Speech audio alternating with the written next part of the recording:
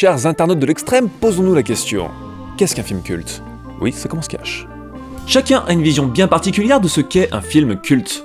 Mais globalement, on peut s'accorder sur le fait qu'il s'agit d'une œuvre à la personnalité assez forte qui traverse le temps sans voir sa cote d'amour diminuer. Par exemple, ça c'est culte, ça c'est pas culte, ça c'est culte, ça c'est un piège. Souvent, le film culte a une dimension alternative. Plus l'œuvre possède un côté ovni, plus son public devient loyal et protecteur, parfois à la limite de l'obsession. Et le truc, c'est que ce côté alternatif entre parfois en contradiction avec ce qu'on peut qualifier de grosses institutions bien en place. Or, le Festival de Cannes est bien entendu une grosse institution bien en place. Et sa récompense ultime, la Palme d'Or, est l'une des plus prestigieuses, sinon la plus prestigieuse distinction dans le monde du cinéma. Donc est-ce que ça revient à dire, en gros, que la Palme et les films cultes sont inconciliables? C'était une question rhétorique, bondissant spectateur, et la réponse est bien entendu non. En vrac, le Salaire de la peur, MASH, Taxi Driver, Paris Texas, Sexe Mensonger Vidéo, Sailor et Lula, et j'en passe. Tous plus cultes les uns que les autres, et tous plus palmés encore que les pieds de Kevin Costner dans Waterworld. Mais est-ce que c'est entièrement grâce à la Palme d'Or qu'ils ont accédé à ce statut? Pas sûr. La Palme a forcément une influence sur le destin d'un film, mais elle ne fait pas tout, loin de là. Prenons l'archétype absolu du film culte, Pulp Fiction de Quentin Tarantino. C'est un des films les plus connus sur la planète, adulé par un nombre toujours croissant de fans en délire. Mais combien d'entre nous se souviennent que Pulp Fiction a obtenu la Palme d'Or en 1994? Pas tant que ça en fait.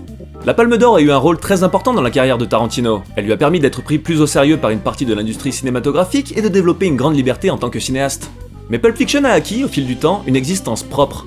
Le film s'est libéré de son parcours et de ses titres honorifiques, en devenant reconnu simplement pour ce qu'il est, hors d'un moment trop précis dans le temps. Son statut culte, il l'a acquis tout seul, comme un grand.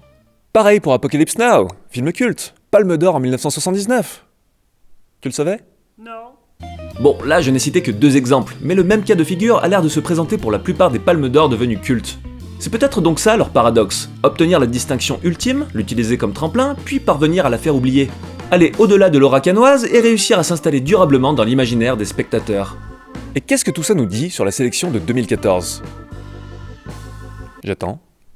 Force est de constater que cette sélection comporte plein de choses différentes, entre habitués, nouveaux, vieux, jeunes, originaux, académiques, etc., etc. Et à ce titre, en fait, elle est complètement raccord avec ce que Cannes a toujours été. Par-delà les clichés intello kikou, le festival a toujours su donner une place à la diversité, autant dans ses sélections que dans ses palmarès. Il suffit de voir la liste de films cultes palmés que j'ai mentionné un peu avant.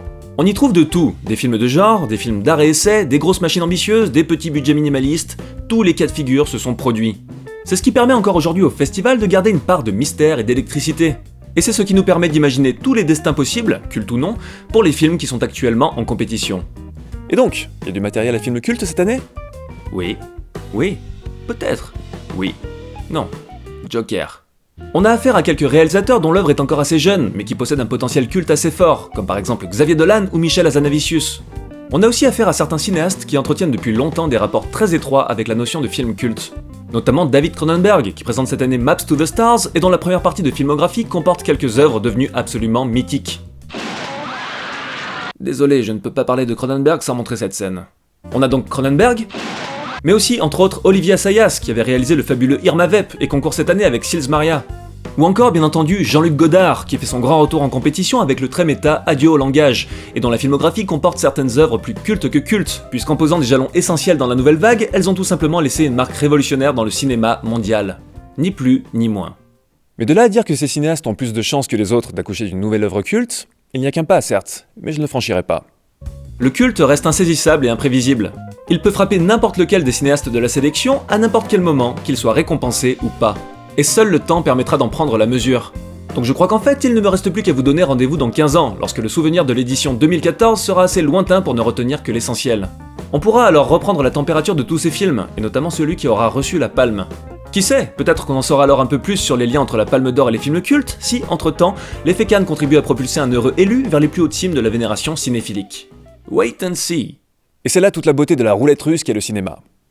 Croyez-moi, je suis en gros plan, ça appuie mon propos.